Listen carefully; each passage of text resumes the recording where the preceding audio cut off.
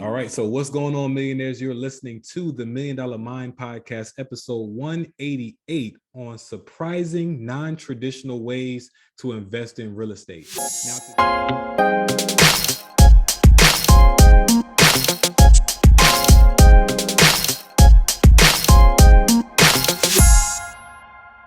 Now, today we have an amazing guest in the building. We have Matthew Sullivan.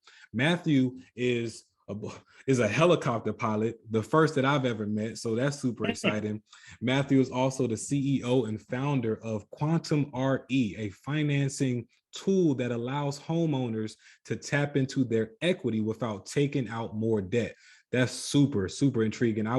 Once I saw that, I just wanted to get Matt in the building because we talk a lot about real estate. We talk about, creative ways to invest and find real estate deals to make more real estate investors. And this is a creative way that I could see that can help a lot of people, get out of some situations and maybe even get into a more positive situation. So with that, Matthew is also the founder of a real estate crowdfunding company called crowdventure.com. So Matthew, I'm super excited to have these conversations with you, learn a lot more about you and your endeavors, how you got into the space that you're in. I really want to, first give our listeners some context because, I've heard the word crowdfunding, but I can't even, say that I'm 1000% sure on what crowdfunding is and how it works. So I'm sure our millionaires out there are wondering what that means. Tell us a little bit about crowdfunding and, how it can be beneficial towards, business and, investments and things of that nature. Sure. Kai, well, first of all, thank you very much for having me on. It's a real pleasure to be on. I think for your kind introduction. So crowdfunding really came about after the Jobs Act was passed. It was a few years ago, probably about 8 or 9 years ago now. And the Jobs Act was passed by Barack Obama, and it stands for Jumpstart Our Business Startups Act.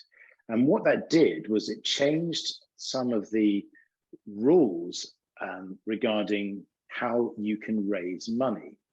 And most importantly, it created this ability for people to raise money through the internet because it removed a restriction that said you can't publicly solicit investments for deals.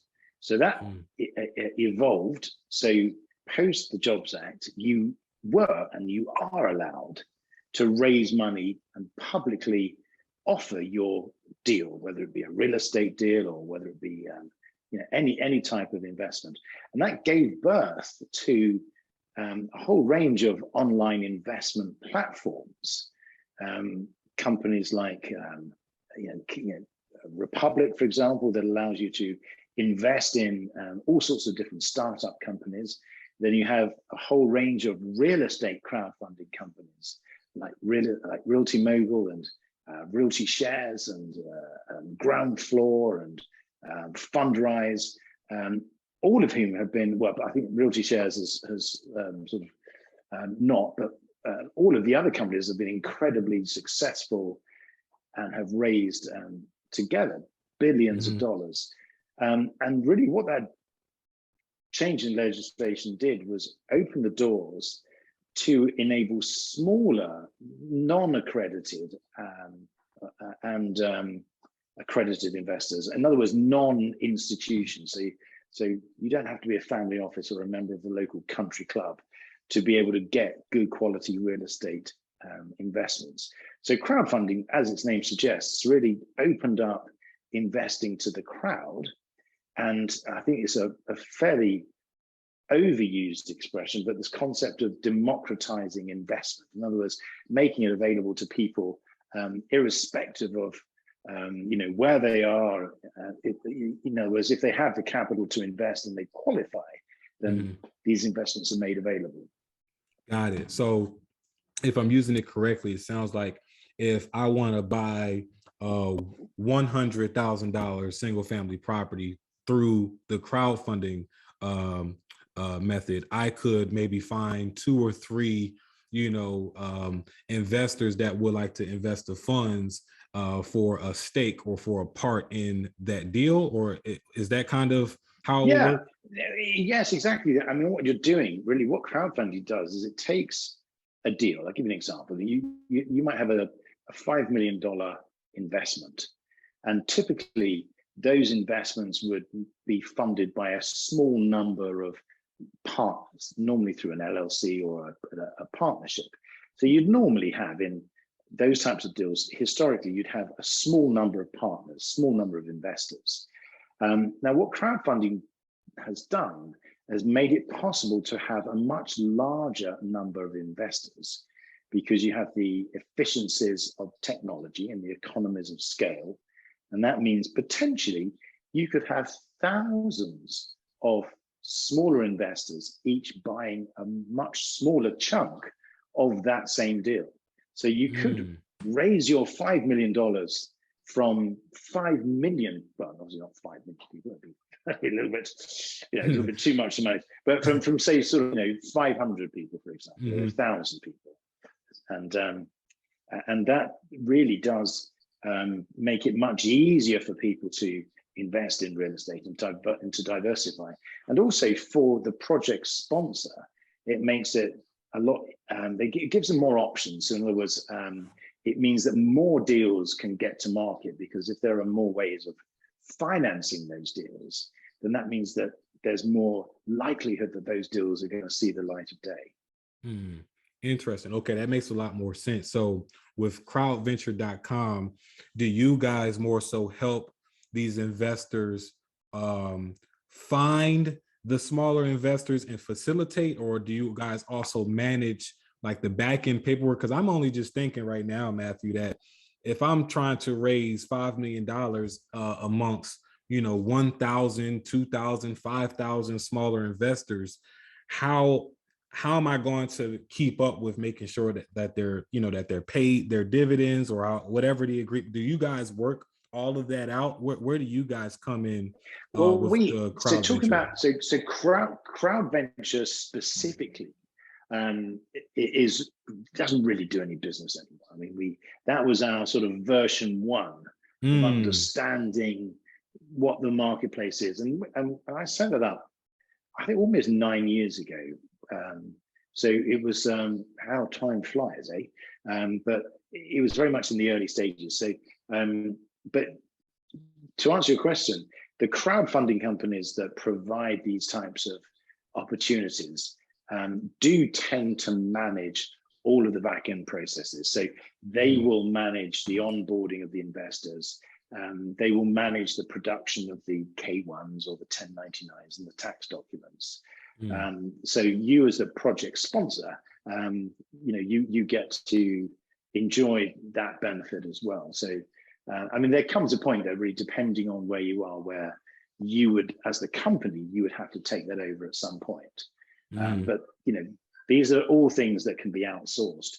But again, it really depends on, the types of projects. And some projects are suited to having lots and lots of very small investors. Other projects are much more suited to have a smaller number of more qualified investors. So it really depends on, what your project is and how you're trying to raise money.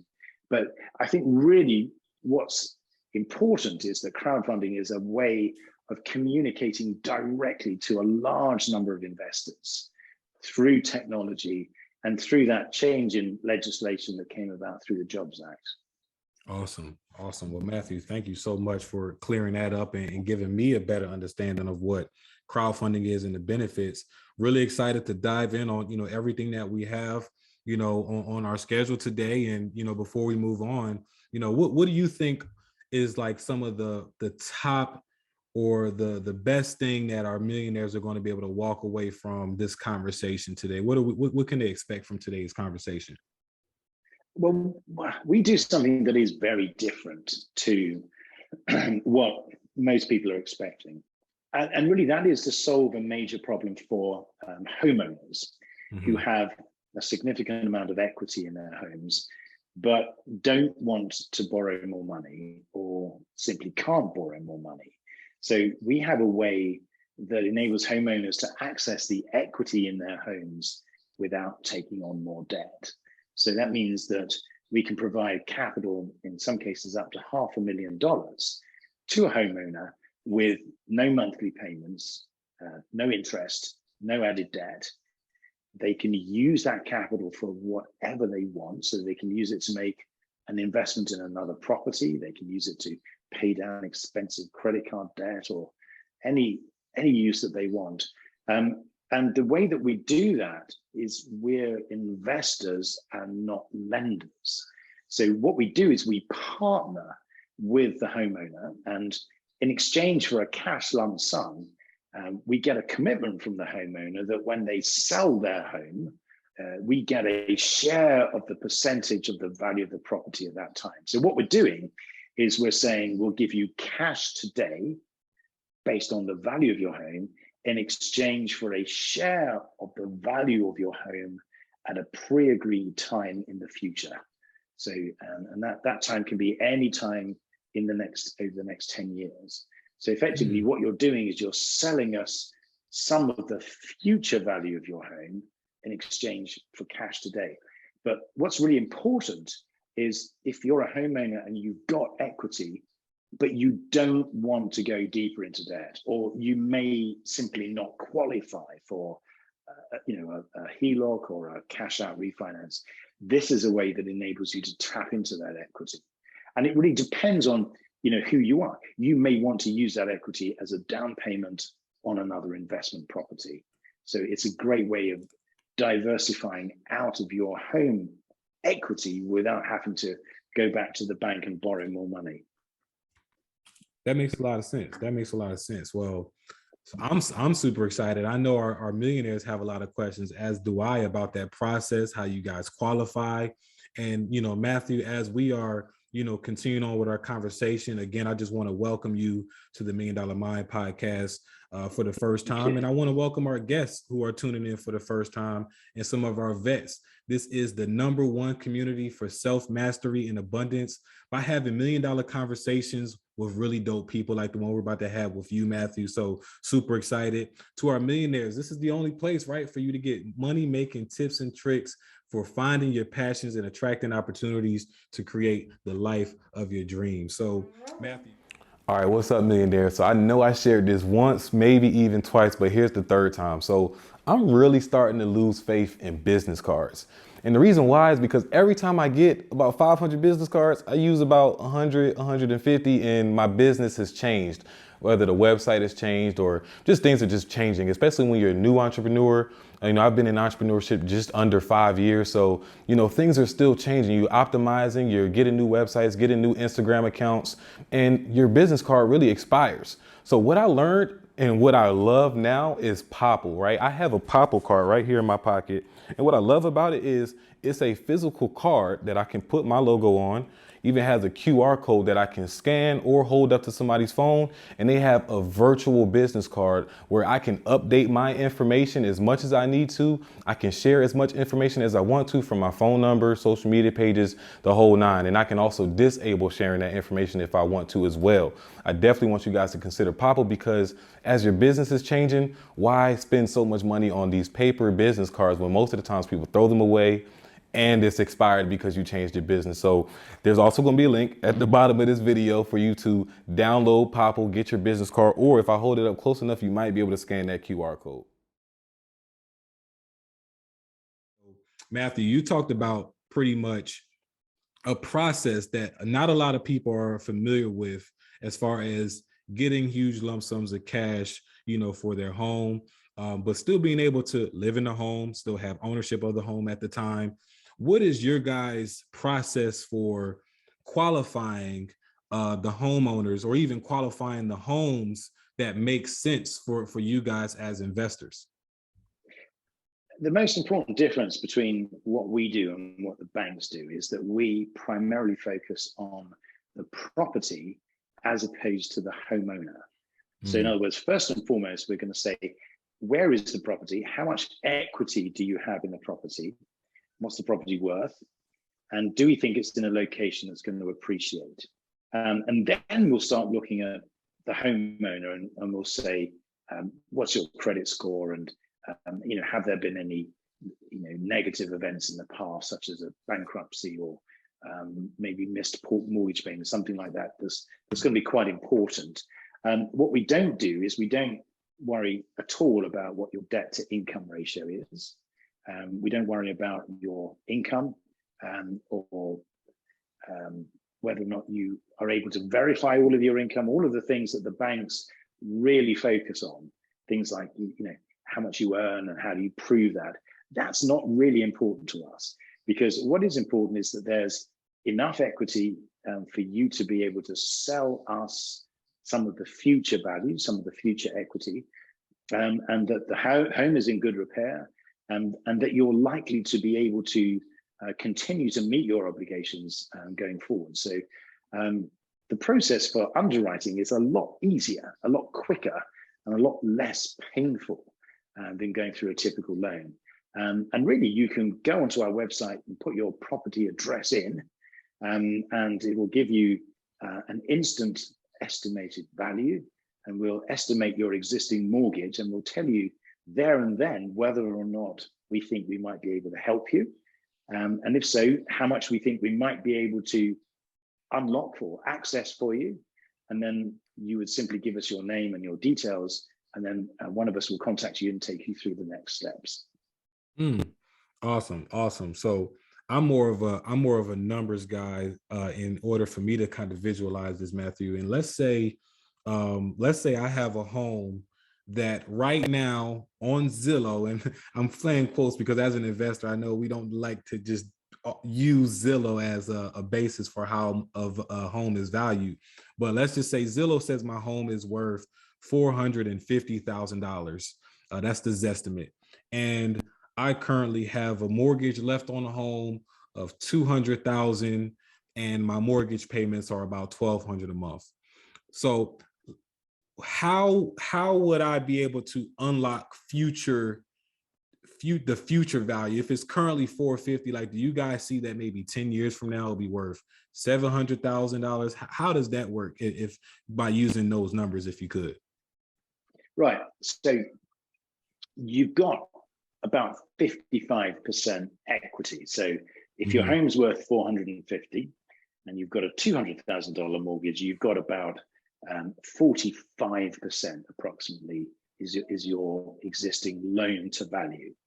So the first thing we do is say, is that less than 75%? The answer is obviously yes. And then we're going to say, well, how much can we invest? So let's, for the sake of easy figures, let's pick 10%. So we're going to say we're going to invest 10% of the current value of your home. So that's $45,000. Now, obviously, if you wanted 20%, that would be 90. But let's call it 10%. So, and we're going to add that $45,000 to your 200. So we're going to say 245. What is that as a percentage? So if we have a combined investment and mortgage, that's about 55%. So that's obviously less than our 75% threshold. So the first thing is you pass that test. So you know, you've got enough equity for us to be able to make that investment. So we're going to invest 10% of the current value of your property.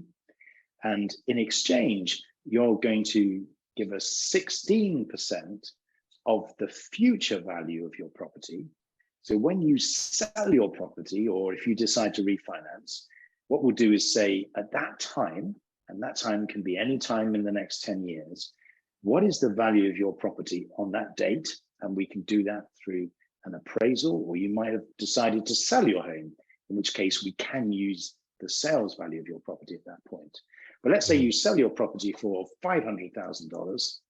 What we would do then is you would pay us 16% of the value of the property at that time, and that would pay us off in full. You would have had a use of that $45,000 for the entire period, and you would have had no monthly payments, no interest, and there would be no other fees or costs involved. Now, the other thing is, if the value of your property went down to say $400,000, it would still be 16%, but of that lower figure. So the real difference between us and a loan is that the loan stays the same. It doesn't really matter what the value of your house is. But if the value of your home goes down, the home equity agreement will get back less. So we would get 16% of 400,000, or, you know, let's say, God forbid, that the property goes down to 350,000, then, you know, we would get 16% of that. So we take the risk both on, you know, the property going up, but also the property going down in value. So the way these agreements work is effectively you're selling us 16% of the future value of your property in exchange for 10% of today's value. And that same ratio works. So if you want us to invest 20% the current value, then, which is 90,000, then you would pay us 32% of the future value. So it's that straightforward discounted equation. Okay. So are you guys leaving it up to the homeowner as far as what they use those funds for?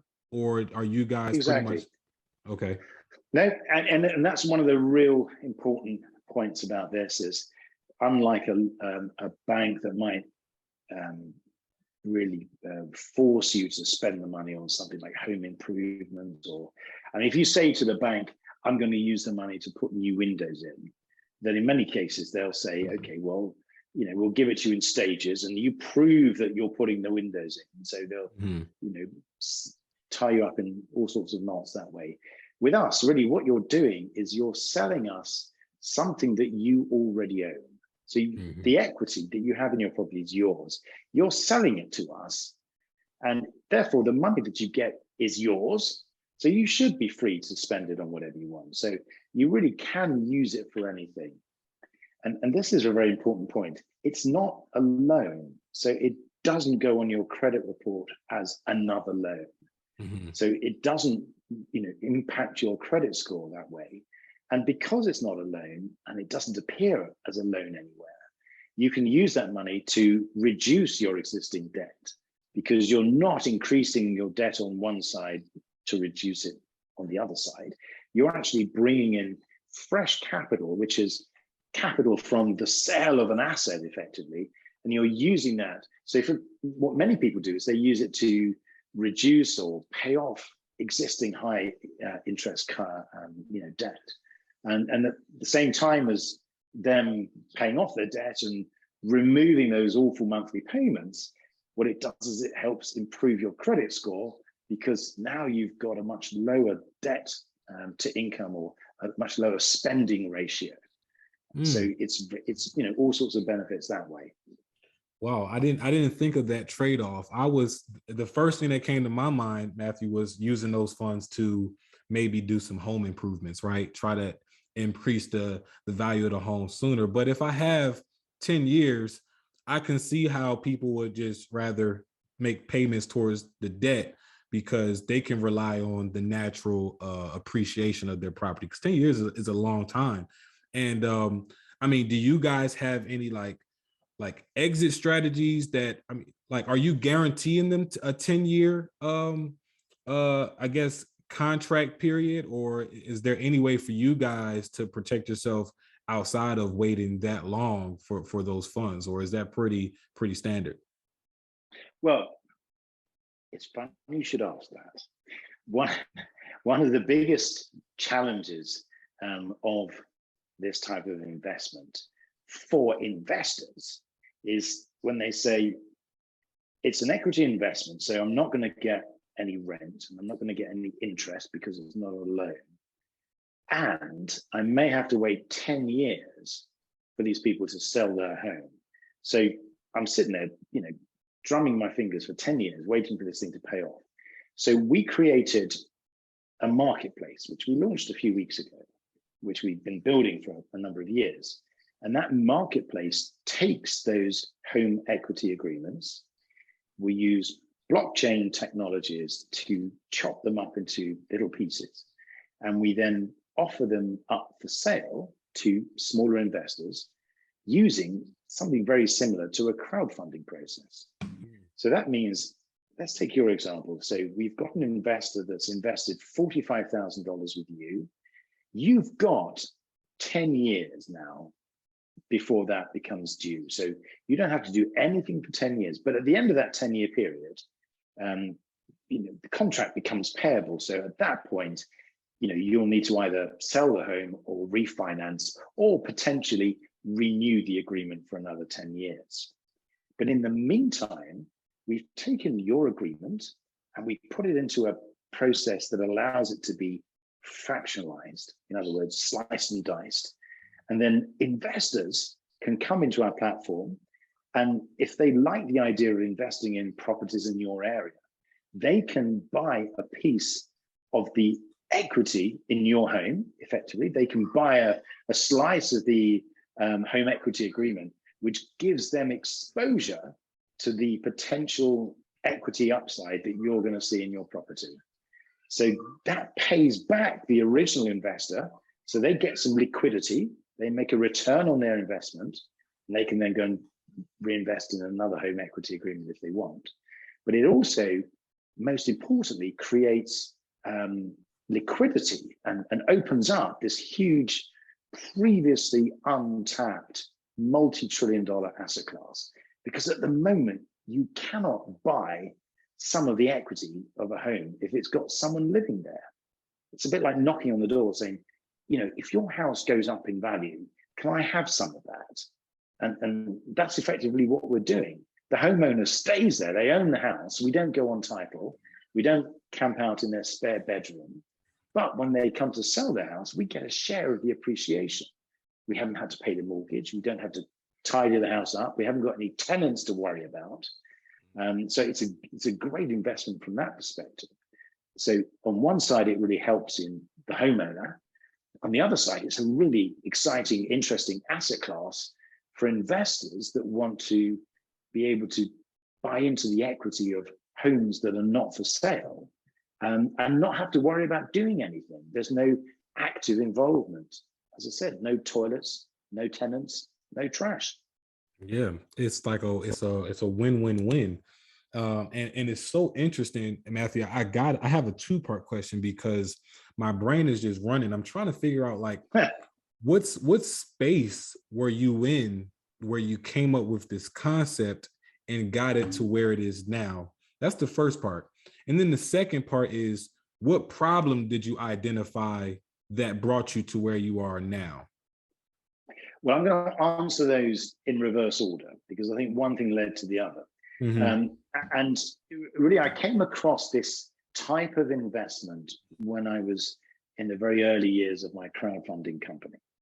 And it's a fascinating, because one of the biggest challenges of running a crowdfunding platform is the deal flow. In other words, how do you get scalable deal flow without having to build this huge infrastructure of people to manage each deal? And this type of investment is a great investment because it's very scalable, because there are millions of homes that have 50% or more equity. So it's a very scalable asset class. It doesn't have any of the overhead associated with loans. You haven't got to service the loans. You don't have to look after the properties or manage the properties. But the problem really is, as I said before, there's no liquidity. You have to wait. And some of these contracts go on for even 30 years. They're actually quite long dated contracts. So the problem that we were all scratching our heads about when we came across this was, on one side, it's a fantastic scalable product. It's a real estate contract or real estate investment that has embedded downside protection, and we can talk about that in a moment. It's got this sort of upside that's allows you to get a much better return than if you were just to invest in the home itself.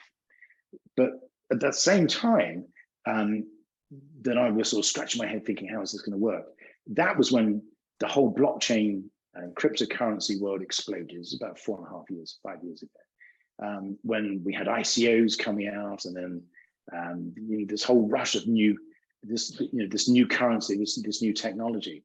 And it really occurred to me at that point that we could use this type of technology, which is actually a very smart, clever layer, which is the actual blockchain itself, not the cryptocurrency bit, but the blockchain itself, the ability to have this very efficient distributed ledger that you can't change, that that has a great deal of trust involved, we could use that as a way of actually securitizing effectively these home equity agreements and make them available to smaller investors, sort of using all of the things that I've learned in my sort of crowdfunding days. And so it wasn't a light bulb moment. It was a series of sort of, lots of banging heads against walls, thinking, that the answer's in there somewhere. But it did eventually come out, and over the last 3 to 4 years, we've honed the technology, and actually the blockchain part has also evolved significantly. So now we can rely on those blockchain technologies, whereas before they were a little bit unreliable. Well, actually very unreliable, but now they're very reliable, and they've actually got embedded contracts that are much more suitable for securities style transactions. Wow, man, shout out to humans being humans and just having the innovation to think of solutions like that, Matthew. So let's say I'm one of these smaller investors, and using the numbers that we used previously, the 45,000 and the 90,000 after the end of the 10 years or whenever. And let's say I'm the smaller investor. Is the percentage that I invest, the percentage of the 45,000 that I invest, does that determine the percentage or the return I would have access to of that 90,000 when it's okay? Yeah, you're buying a share. So what we do is we take the whole agreement and we chop it up into equal parts, shares effectively, and then you're going to buy a few shares. It's a bit like buying shares in a company. Well, it's exactly like buying shares in a company, because the company itself has one asset, and that asset is that home equity agreement. So through our platform, you buy shares in that home equity agreement. And so if it's a $45,000 home equity agreement, and you put in $450, you're buying 100th. So you're buying one share, 1/100th of that agreement. And then when the agreement comes to its natural conclusion, if you hold on to it for say 10 years and the agreement then pays off, you will get exactly the same share of the proceeds. So let's say that it goes from 45,000 to 90,000, then your $450 will turn into $900. And then two things can happen. Either the homeowner decides to sell their home and the contract gets paid off, at which point the funds go back to you and you get your share of those funds, or early next year, you will be able to sell your share to someone else in our marketplace. Now, as every day goes by, more and more value potentially accrues into these agreements. So you could buy a share of the agreement on one day, wait a period of time, the value of the property could go up, the value of the embedded contract value could go up, and then you could decide to maybe sell some or all of your shares or your tokens. And you would do that by selling them to another investor through our marketplace. So it's all controlled, and we work through regulated broker dealers. And so that will enable you to get some of your money back at a profit. And you might decide to go and invest it in another newer home equity agreement that's popped up in on a house that's just down the road from you, perhaps. So our platform enables you to buy and sell these tokens, and these tokens represent shares in the company that owns those individual home equity agreements. Makes sense. That makes sense. And you had mentioned earlier a term that I want more clarity on: downside protection. What does that mean, and how does it help? I'm very pleased you asked that. Now, remember we said that for 10% of the current value of your property, you as the homeowner agree that you're going to pay us 16% of the future value. So that means I'm buying effectively 16%. So if we say that your house is worth $450,000, So I'm going to bring up my calculator here, and we're going to say 16% of that is 72,000. So I'm buying $72,000 worth of value in your home for $45,000. And that's how the agreement works. And now there's a protection in there for you as the homeowner. If you decide to sell your property after 6 months or a year, there's a cap that comes into play that says, hang on a second, we're not going to charge you that full 72,000. There's an amount that we can charge you, which is a maximum amount each year. And that's sort of between 16 and 18%, typically, something like that. So if you pay this off early, then we're going to say, what is the lowest figure? Is it the cap that we agreed on, or is it the share of the value of the property?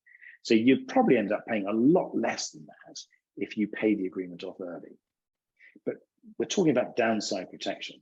So I'm buying 16% of the value of your property. Now, let's say that your property goes down in value. Let's say there's some crazy thing happens in the property market. Your house goes down from $450,000 to $400,000. And let's say in a couple of years' time, you've decided that that's it. You want to move. You're going to go and, I don't know, you're going to buy a farm in upstate New York. And you've seen one, and you sell your home for $400,000. And we get 16% of that, remember. So 16% of $400,000 is $64,000. Now, our original investment was $45,000. We're going to get back $64,000, which is a return. It's a positive return. So even though your property's gone down in value, our investors can still make a pretty solid return. Now, if I bought a share of the value of your property as a direct owner and your property goes down by 10% like that, I'm probably going to take a 10% hit. So this is why home equity agreements are a much better alternative than direct investment or direct ownership, because not only do I not have to worry about, toilets, termites, tenants, and trash, if the property goes down in value, I can still make money, and I can still make quite a lot of money.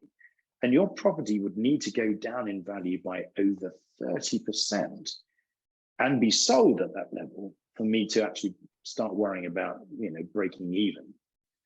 So that's why these types of investments are in such demand by the institutions and the big pension funds and the big annuities, the larger institutions. And that's why we think about $1 billion a year is being invested into these types of home equity agreements. And there are other companies out there, aside from ourselves, who are really originating hundreds and hundreds of millions of dollars a year. Main difference is they don't have our trading platform. And what they tend to do is work exclusively with the big institutions and the big pension funds. We're the only company that allows smaller investors to get involved. Gotcha. So the way that a smaller investor, let's say we have a smaller investor listening to this podcast episode right now, the main way for them to get involved is through that blockchain, the trade type of way. Yeah, you just go to our website. It's all very easy. It's a bit like signing up to something like any of the online share trading platforms. You go in, you create your account. At the moment, we can only work with accredited investors, but that's going to change later on in the year, early part of next year, as we're going to apply for a type of securities exemption that allows us to offer these types of shares to smaller investors that don't have to be accredited. So we're working on that, and we're hoping that to be live sometime early next year. But you're right, you just go to our platform. It's pretty straightforward. It's pretty intuitive. You create your account. You go through the process of identification. So you'll take a snapshot of your driving license and take a selfie or two, and then upload that. As soon as we know who you are and we've validated your identification, You then set up your wallet, your Algorand wallet, which is a couple of clicks away, and then you're free to trade. So you're free to, at this stage, you're free to buy some of these shares, and we've got 4 deals up at the moment, and we've got more deals coming, in the next few weeks. So we're really just testing with a small number of deals, but we're expecting a much larger number of deals to come onto the platform very soon. So we're really in the very early stages of making this available. It's there, so you can see it and you can touch it, and you can buy the stuff now. Awesome. And how can an investor get credited to be able to work with you guys up until the point, right, that you open it up to smaller investors that don't need to be accredited? Well, at the moment, you just go through and if you're an accredited investor, then you just declare the fact that you are an accredited investor. And then there's a few questions that we'll ask you, and then we'll build we'll get to know you a little bit better. So we'll have a few calls with you and answer any questions that you've got, and we'll make sure that you've got all the information that you need. But if you are an accredited investor now, you just need to let us know that is your status, and then you should be free to trade at that point. Awesome. That's amazing. I'm just still like mind blown at this entire process and why it took someone so long to come up with a process like this, to create such a win-win situation for, again, the homeowners and for investors, because this is a great way for real estate investors just to kind of get an understanding of underwriting, Definitely. taking a look at markets and seeing how appreciation works, and being able to put some money into a deal without the risk of actually buying a property and holding on to it if they're not at that point yet. Very good point. I mean, that is a really good point, because there's nothing like learning with your own money, but to buy a share of a property, that really is, jumping in at the deep end, because you've got suddenly all those responsibilities, and you've got all that exposure to additional costs, because if you're the owner of the property or the part owner of the property, if something goes wrong, you're gonna have to dip into your pocket and fix it. But if you're a passive investor in something like a home equity agreement, you get the upside, you've got that downside protection based on the value of the property and the land. So you don't have that same level of responsibility. And some people, are much more likely to invest that way. But for people that want to get started, it gives you a really good way to get involved, to get the shovel dirty, as it were, without all of that exposure, cost, and hassle of being a landlord.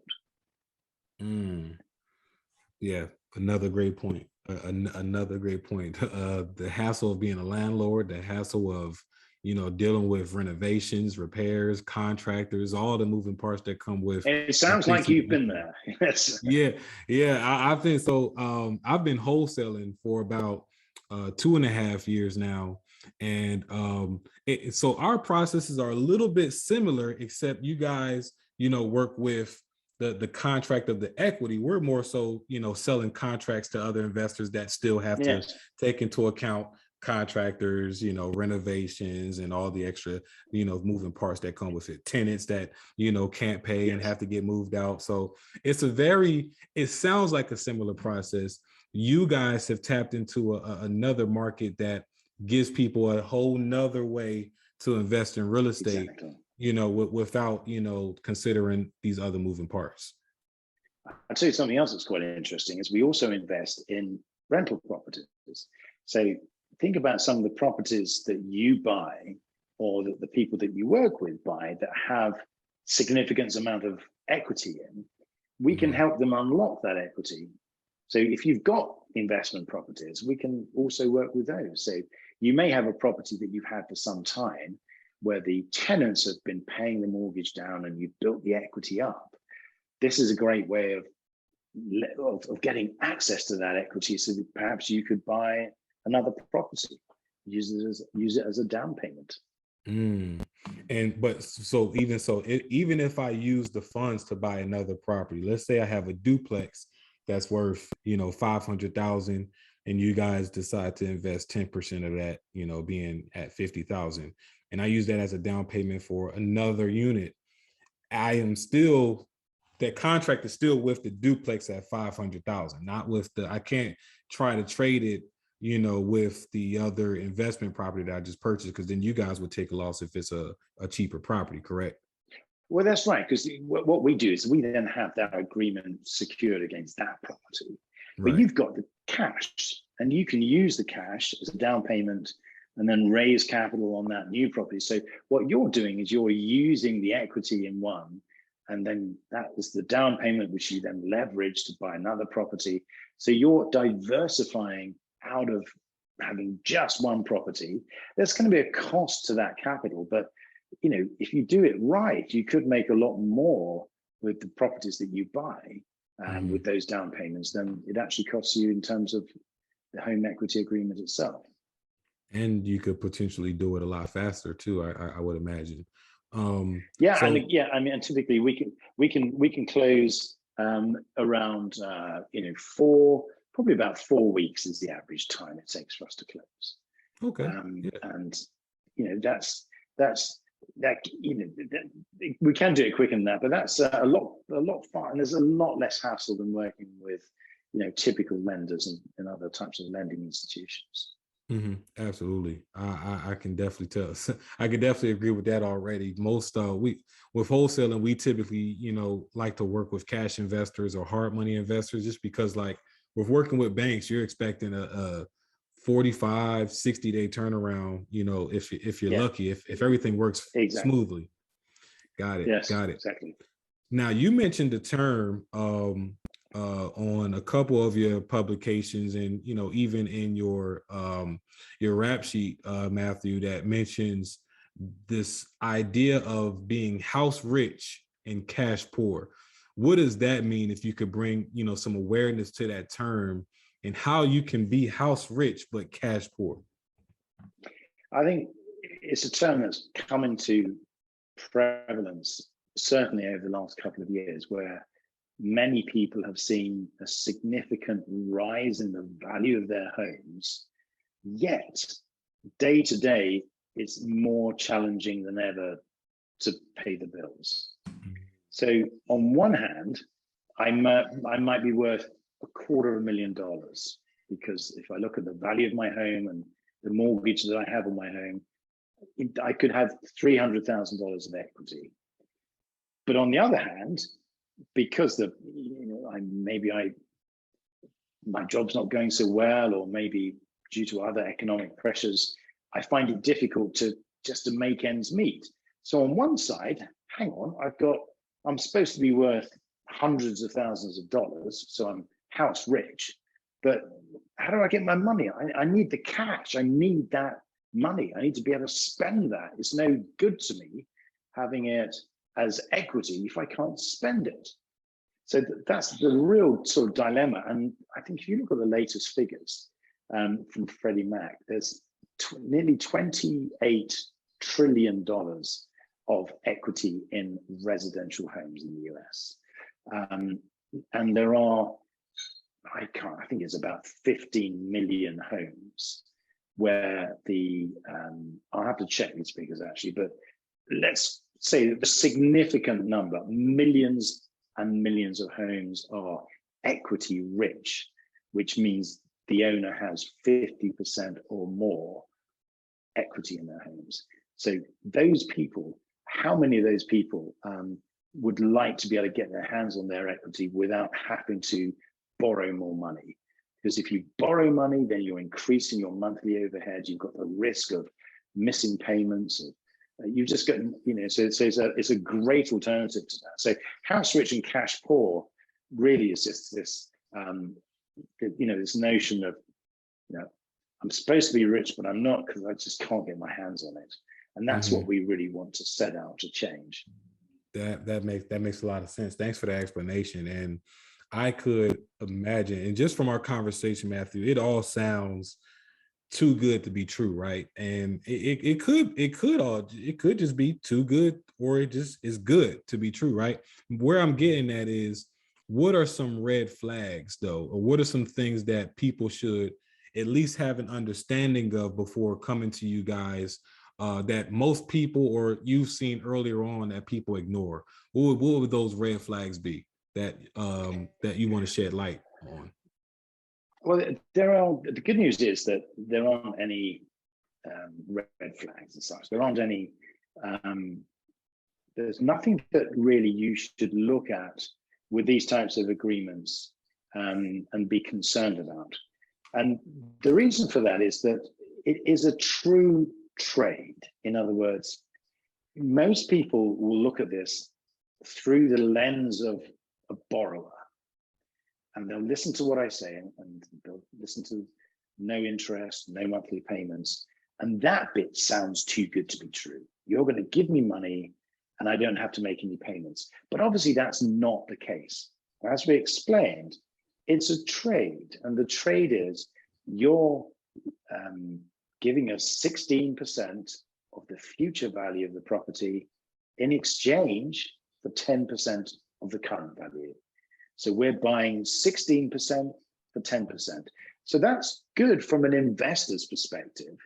So that means the investor is going to get a return on their investment that is relatively easy to understand.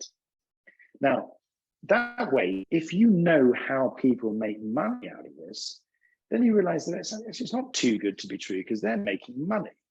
So now what I have to do as a homeowner is understand what that means for me. And what that means for me is that in the future, I'm going to have to give some of the value of my property to you, the investor. But in exchange for that obligation, you're giving me cash today. And that cash today is really useful to me, because I can use it to pay off my debt, or I can use it as an investment, or I can use it for home improvements or whatever I want to do. So that exchange of value is a real exchange. We're taking risk as investors, but we're getting a good reward if that risk pays out. You as a homeowner can access some of your locked up value, but you're getting that at a discounted value. So you're paying for that. And if everyone understands what that trade is and what that balance is, then that question of it being too good to be true sort of goes away, because then you understand that it does work for both people. And then really your question is, does it work for me? Are these figures the sort of figures that I want? Do I accept the fact that the money today is more valuable to me than potential money in the future? If the answer is yes, then great, let's go ahead. If it feels a bit too expensive, or I don't like the idea of giving up equity in the future, or I don't need the money, or maybe I can borrow money at a much lower rate, then it's not for me. But the good thing is you make that decision based on knowledge of all of the factors that are involved. And then the discussion moves on quickly from it being, I don't understand this, it sounds too good to be true, much more to, okay, tell me, what are the numbers? How does it work? When do I get paid? When do I have to pay you back? What are the other things that I need to know? And that leads to an informed decision by the homeowner, and they can decide if they want to go ahead or not. And that's really where you want to be when you're dealing with any type of financing product. That makes a lot of sense. Knowledge is power, and just having the information and the education alone empowers people to make a decision that is, best suited for them. And I'm sure, Matthew, that you guys have this built into your vetting process. And though we'd like to hope that, every person is an honest person, where does the accountability come from on your guys' part, as far as making sure that the homeowner can't, even if they thought about it, as far as running off with selling a home without you guys? Are you guys putting in like a lien for the amount of the 16%, again, based on the numbers that we spoke on? Yes. So we record this agreement as a lien on title. We don't go on title as owners, but the agreement is recorded very similar to a trust deed.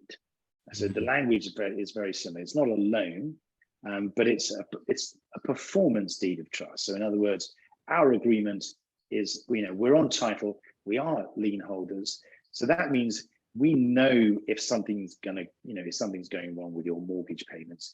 We get advised if you're missing insurance payments, or if something else is going wrong with the property. So we are in a position to really protect our investors and their investment.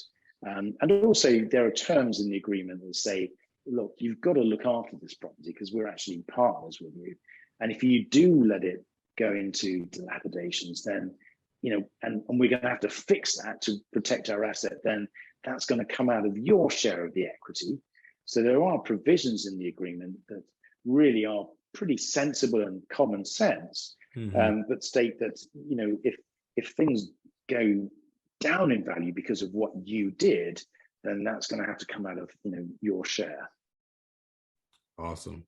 That I think that that makes perfect sense. I definitely assumed that you guys had provisions that would protect you against those things. I was more so curious as far as like the protection of making sure a person can't sell, 2 years, 3 years later, without you guys knowing about it, and that makes a lot of sense. A lien as a trust deed definitely would be a good way to protect yourself. So Matthew, as we are starting to switch gears to our later portion of the episode, I got a couple more questions for you.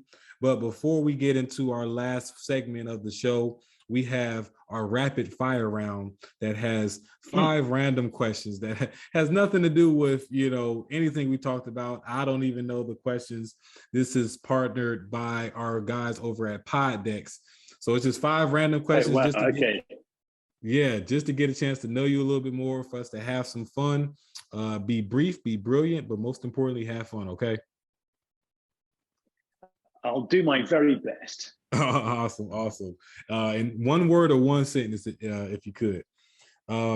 If you could change one thing about yourself or your business, what would it be? Oh gosh. That was a little bit of a hard one.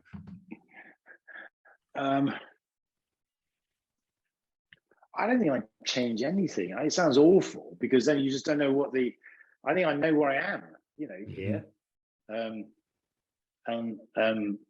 I wouldn't want to change any. I think we got with the business. I think we've actually got everything right. I'd like to have bought Bitcoin at $100 a go, something like that. But no, I don't think there's anything fundamental. And I know this is more than one word or one sentence. There's nothing fundamental that I wish I could go back and say, God, if only we'd done that, or only we'd taken that route. I think we've thought about what we've done a lot, and we think about what we're doing a lot. And I think I'm pleased to say we've actually made some good decisions, and we're in a place now where the time is right. So no, I'm pretty happy with everything so far. And I love the answer. It's always you don't really want to.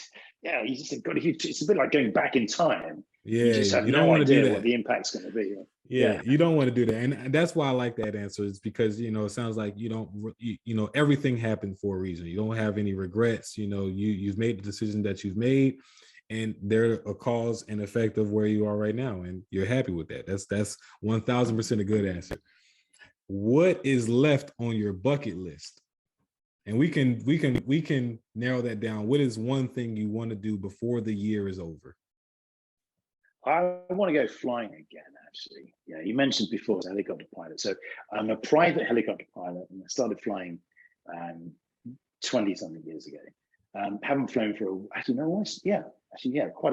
quite a long time ago. I haven't flown for quite a while. So, I am really beginning to get that itch again. So as the Chinooks fly overhead, and the Jet Rangers, and the A-Stars, I just want to get that smell of the aviation fuel and that feel of that the 1,000 timed pieces in search of an oil leak. I don't know about that last part. I don't want to be looking for no oil leaks. That would make me too paranoid. What book do you believe belongs on everyone's shelf? So there is one book, and this is the book that I have found most interesting, and it's the one I can remember most. It's a book, I think it's called Getting Things Done by a guy called David Allen. And I read that book years ago. Well, in fact, no, that's a bit of a lie, because I've never actually read it all the way through. You just read a little bit and you think, God, it's really good. I'm going to use that. And then you sort of put the book down.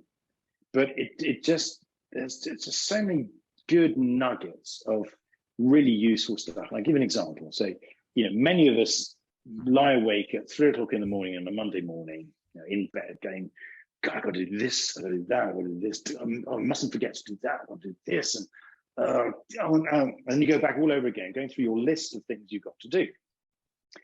And what Mr. Allen says is, look, that's a stupid thing to do, because your brain is designed to be creative. And it's not designed to be the repository of useless information. So go and buy a notebook, write all this stuff down that you've got to remember, and put your notebook in a place where you're not going to lose it. So then at 3:00 on the following Monday morning, wake up and go, actually, I don't have to worry about these things that I've got to do, because I know I've written them down and put them in a book. I know what that book is. So now I'm going to start thinking about creative things like, what does my website look like? Or how am I going to remodel that kitchen? Or what do I, where do I want to, where else do I want to buy? So you then switch gears and stop cluttering your mind with all of this pointlessly useless information. And you start using your creative abilities, and you feel unfettered at that point. You don't feel weighed down. And that was a really good thing. And David Allen's one of those guys that I'm sure he still speaks regularly, but you can catch him on YouTube and with presentations to teams at Google, with just generally really smart ways of doing things that give you a fresh perspective, without you having to learn sort of yoga or something, which is impossible like that. No, that makes a lot of sense. So Getting Things Done, David Allen. I'm gonna check that book out. I'm a big fan of writing down to-do lists. In fact, that's been my trend for the last couple weeks or so, is writing down my to-dos, and just having that feeling of checking it off alone gives you that rush of instant gratification, just knowing that you're able to check something off your to-do list. It definitely feels good. And like you said, opens up that creativity muscle as well. All right. And it's great because you can put simple things on there, like get up in the morning. Yeah. Exactly. Make the bed, something like that. You can game the system. Yeah. What is so this is our last one until we move on, Matthew. If you could be guaranteed one thing in life besides money, what would it be? I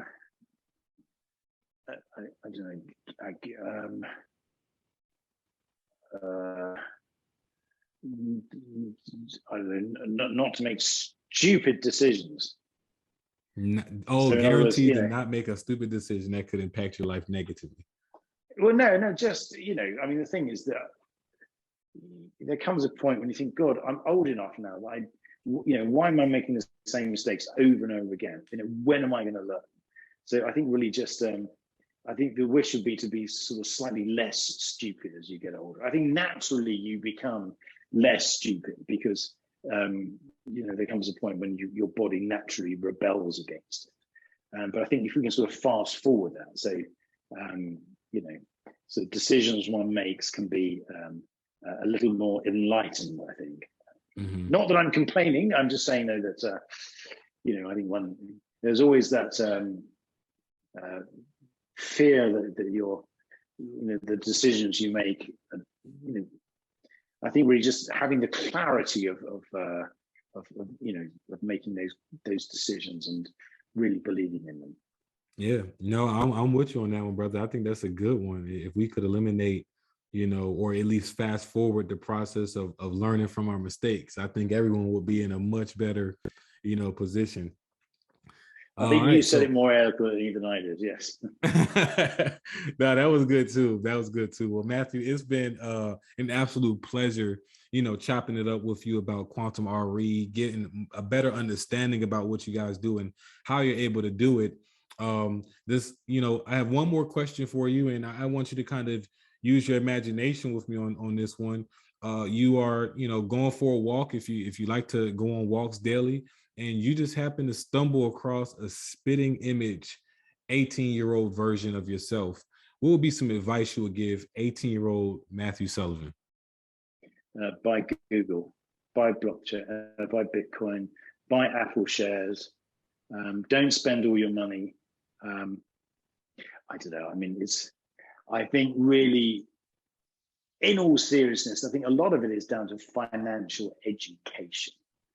I think really, isn't it? But another thing, but there's the other side of it, because you naturally make your own mistakes. So I think a lot of it is just, what would I say? I'd say, look, just, believe in yourself.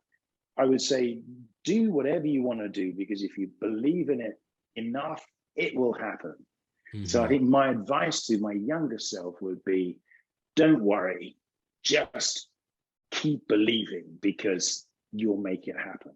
And that, if you can build that trust in yourself at an early age, then you become unstoppable. So I think just having that confidence at an early age that I, as the older person, believe in myself at a younger age. So I think that I'm not sure if that sort of works, but that's what I would tell myself.